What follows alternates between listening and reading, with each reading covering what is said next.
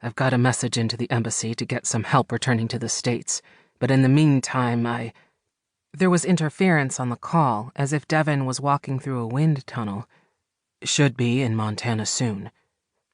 I missed that. Marcus nudged the Appaloosa's flanks, wondering if the cell signal was weak in this heavily wooded section of the trail. The mare started forward again. I just finalized the deal to bring on Mesa Falls Ranch as a client. He'd been working on that angle with the ranch owners ever since he'd realized the trip here was inevitable, and he'd received a verbal agreement from one of them earlier in the day. I can take an extra day to work on their account personally, but if you're not here in 48 hours, I'm flying back to Los Angeles. Marcus handled the West Coast office. Devon was his co-president in New York. Only their father had outranked them, and he'd been a mostly silent figurehead CEO. There's no need. Devon's words faded as the connection cut out again. As an emissary, she can speak for me. A loud crackling noise hissed through the device. Who? Marcus strained to hear what his brother was saying, the tinny voice over a loudspeaker drowning out some of Devon's words and the poor call quality muting even more. Is someone coming to the ranch for you? We'll message you. Sorry about this.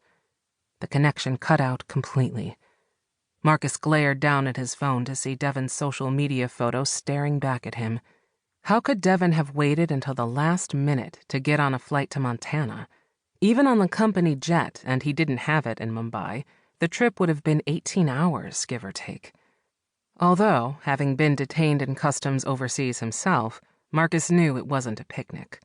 Besides, maybe Devon's guilt over not making their meeting would play into Marcus's hands in helping him win control of Salazar Media for good. The company had been his brainchild, after all. His father and brother had only signed on for financial support, with their father assuming the CEO position simply because he'd been effective in brokering an accord between his warring co-president sons. With their father's death, there was a power vacuum that Marcus planned to fill. As the creative founder, Marcus deserved the CEO role, and he planned to have it or he'd leave the company that he'd started. Jamming the phone in his breast pocket, he urged his mount faster, racing hard toward the main lodge on Mesa Falls Ranch. The retreat had undeniable appeal. The fact that the mountains and the wide open spaces could distract him from his frustration for even a moment was a testament to the place's beauty. A consortium of owners, 6 in all, had maintained the lands and shared the cattle for the last 8 years, with each of them having a home on the acreage. But the group had decided to open the land to guests a year ago in an effort to fund their move to sustainable ranching. Sensing a business opportunity for Salazar Media, Marcus had opened a dialogue with the group, hoping to secure their account. The owners had made a verbal commitment to 6 months' worth of social media advertising with Salazar, with an option for extending the contract if they were pleased. Marcus planned to set up a few appointments with key members of the ranching staff to make his presence felt here, and then head back to LA once the finalized contracts were signed. His conscience would be clear that he'd at least tried to meet Devon at the retreat. If Devon couldn't bother showing up, that was on him. As Marcus reined in behind the stables, he could see a shiny black Escalade pull up to the huge main lodge. A liveried driver hopped out and jogged around to the back, where tinted windows prevented Marcus from seeing inside. His brother's words floated back to his brain. Something about an emissary.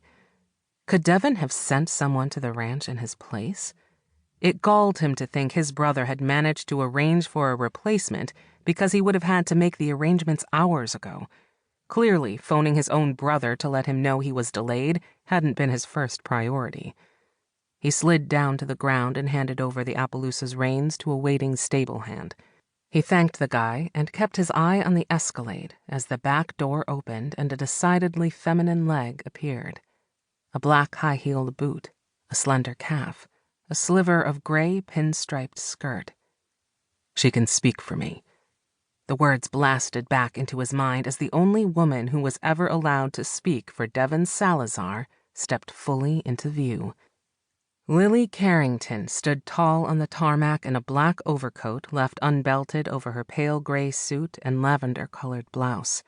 A tiny patent leather handbag dangled off her arm. She was the most perfectly proper woman.